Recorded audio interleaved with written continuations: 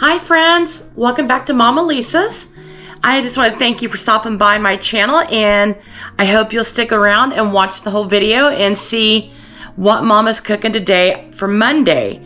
As you know, on Mondays I like to cook up a meal and I share it with my friends. And today I'm going to cook up some oven roasted chicken legs with a little bit of barbecue sauce on top, and I'm going to make some homemade macaroni and cheese and a little bit of corn for the side. So hang around and watch how I bring this together. Here's my chicken legs, and I have had them in the oven roasting at 400 with seasoning and a little bit of olive oil on them just so that they don't stick. And they're pretty much done. So I'm just going to put some barbecue sauce on it and let them set and crisp up with the barbecue sauce and give it a nice crispy barbecue coating on it. As you can see, they're about falling apart. Pretty simple. Okay, there we go. And I'm just going to put those back in the oven on about 450 so that they'll brown on the outside, and then they'll be done. Stir our macaroni. And I get just regular elbows. I buy this in bulk at Sam's Club. It comes in a pantry pack that you can get, like, I think it's like 5 or 6 pounds in the box, and it's really good macaroni. It holds up well with macaroni and cheese and any other casserole you need to use it for. I'm just going to cut this up and put it in my little bowl.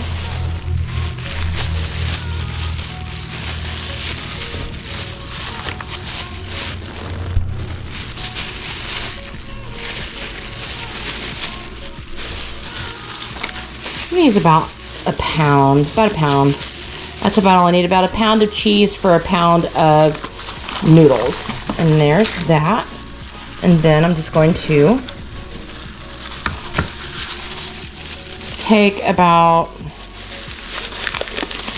4 or 5 tablespoons of my unsalted butter here.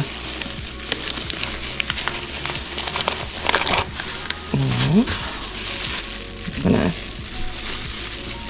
cut that into the bowl. Alrighty, there's that. And I'm just going to fill it with about a cup or so of milk.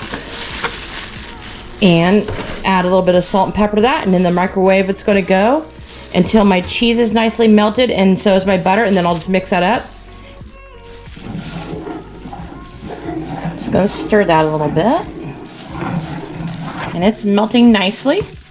I added our salt and our pepper in there.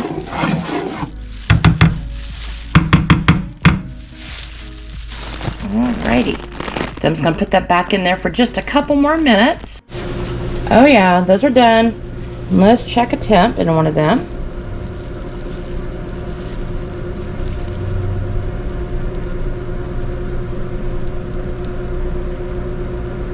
Oh yeah. Way past done. But it's good fall off the bone done, so yum.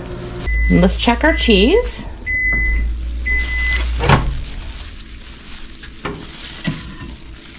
Whoa, that's hot.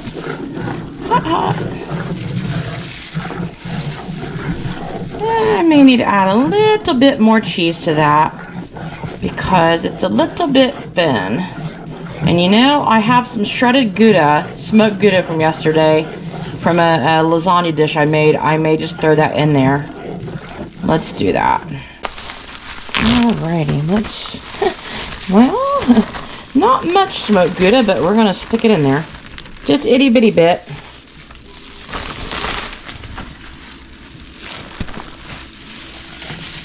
Let's mix that up. I may have to get the block of Velveeta back out and throw a little bit more in there, but that's okay. Yeah, that's not going to be much. I don't think I need to heat that anymore. We're just going to let that set until my macaroni is done. There's that. I mean, yeah, let's see. Yeah, we may add a little bit more Velveeta to that. I may have added a little bit more milk than what I needed, so we'll do that. And I added a couple large slices of Velveeta back to that again, because it just wasn't quite as cheesy and as thick as I wanted it. Now those are melting still, but I'm going to go ahead and pour it in my pan where I drained off my macaroni, because it's done. Let's scrape all that out of there. I got my corn cooking, and of course my chicken's done right there. And let's get our macaroni. Don't mind all the 10,000 dishes. I was up yesterday pretty late cooking 4 loaves of sweetbread. I made 2 pumpkin and 2 banana, so I'd have a dessert today. So there's that. Yum. And I'm going to mix that up, and it looks so good. So good.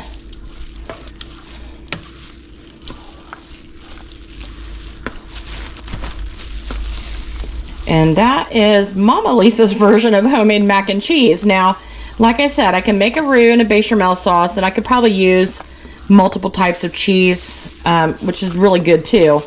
But this tastes really good, and it's quick. So, price-wise, it's all about the same. I mean, if you start getting to 4 or 5 different cheeses to make homemade mac and cheese versus Velveeta, I mean, you're going to run up the money regardless. So, this is probably the more inexpensive version, and it's very tasty.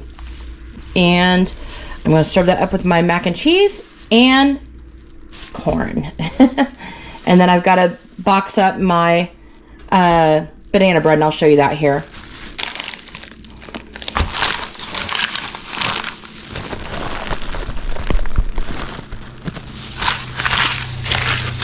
Let's see.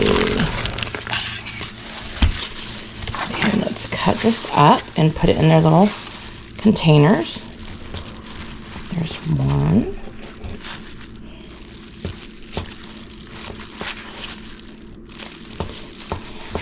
It's kind of like one of those sweet desserts that you can actually eat along with a meal. Like, you know, if you go to some of the nicer sit-down restaurants, they serve you biscuits or corn muffins or, you know, banana bread, pumpkin bread, depending on the season. So that's my idea, and I'd like to at least give somebody a dessert.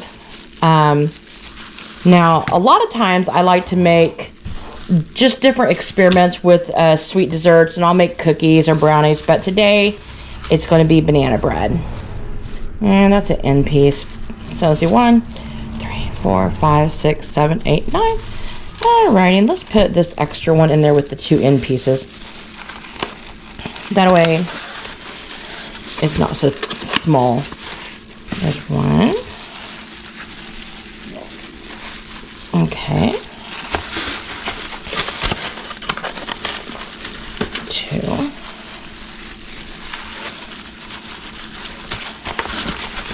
Not super big pieces. Usually I make them a little bit bigger, but I didn't cut them very big this time. Oh well. Let me get rid of this pan.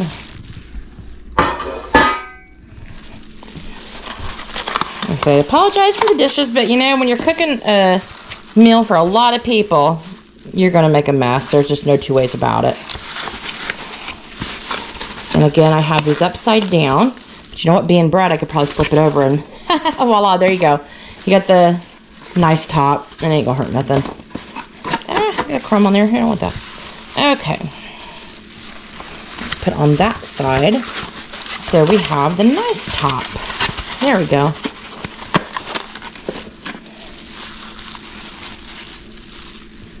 Right there. Yum.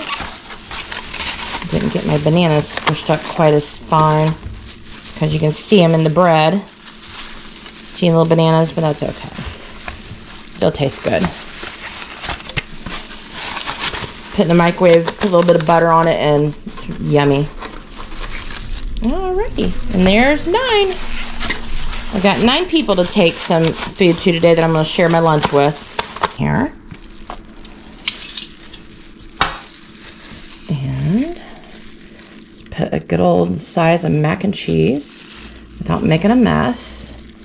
Oh, well, I get a little bit of cheese on the barbecue sauce, but that's okay. Not going to hurt a thing. Actually, there's this one dish I make, pulled barbecue chicken, and I put it on mac and cheese, and it is so good. Oh my goodness. Okay, there's that. And I'm going to just put a lid on it so it'll stay good and hot.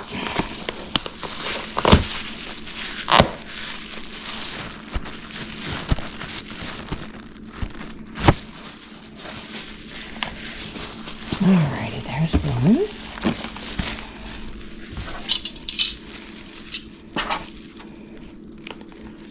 Let's do that.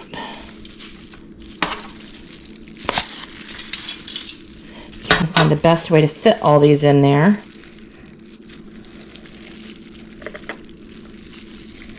I always try to do a protein, a starch, and a vegetable. Of course, today we have a protein and 2 starches. So, oh well, it's a good combination, you know. Looks pretty yummy to me.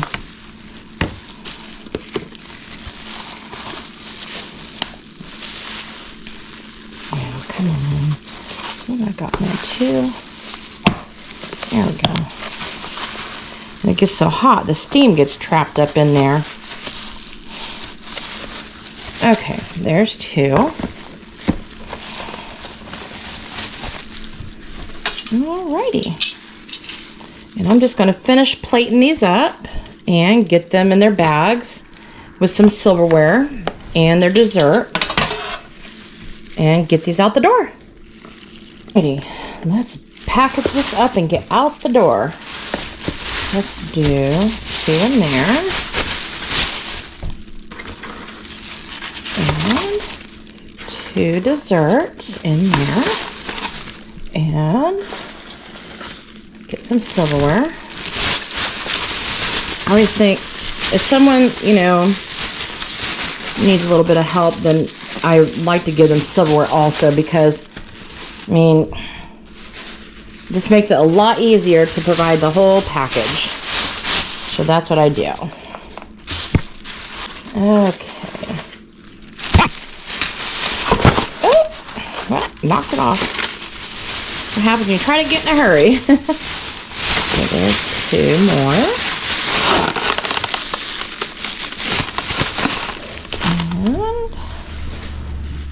Let's see. 2 more there.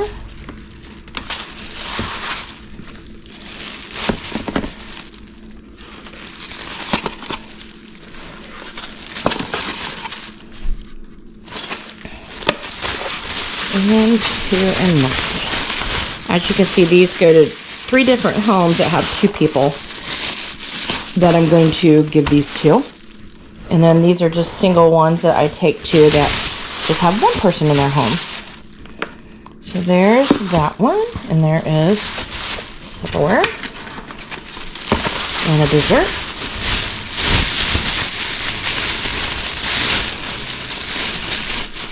There's a lot of it. Okay, good enough. I don't have enough bags, so I have to get 1 more. Okay, yeah, I'll have to do 1 more.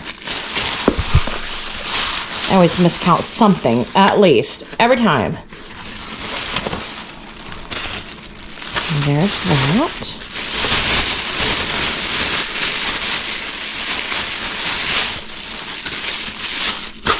Alrighty, and there we go. And I just gotta get 1 more bag, put the other one in it, and I am out the door.